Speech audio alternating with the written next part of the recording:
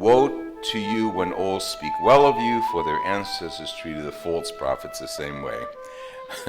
My mother taught me great theology, great Sicilian wisdom. And she had an 8th grade education, but she was wise, and she knew how to deal with the world.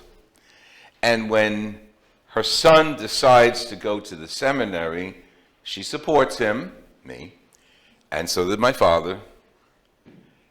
And the day they took me to the seminary, my mother turned around and said, I have something to tell you. You give people as much power over you as you want them to have. Okay, I stored it away. I didn't question it.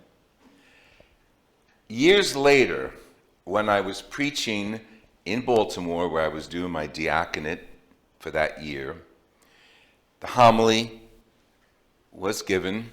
I was the homilist. And at the end of Mass, many people came, said some nice things. And one guy said, because the example I had used had to do something with finance, and I don't know anything about finance. And he said, Lou, he said, do you know anything about finance? He was like a pushy pain in the neck. I said, do I know anything about finance? No. And jokingly, I said, no. I said, as a matter of fact, my bank book is never balanced because I don't do numbers.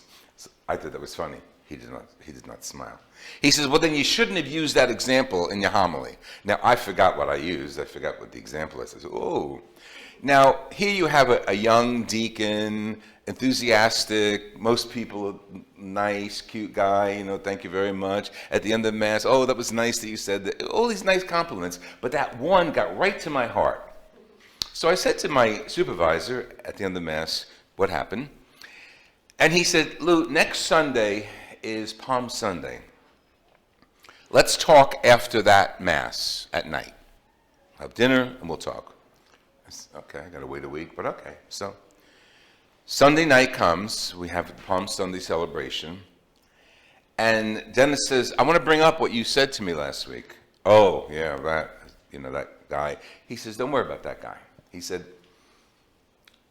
did you hear the gospel today? And of course, it was Jesus before Pontius Pilate, and when Pilate says, what am I going to do with this guy? And they said, crucify him, okay? And he says, those same people, when Jesus came through the gates of Jerusalem, what did they say? Hail Jesus, hey Jesus, Hosanna Jesus. He says, the same people praised him who condemned him.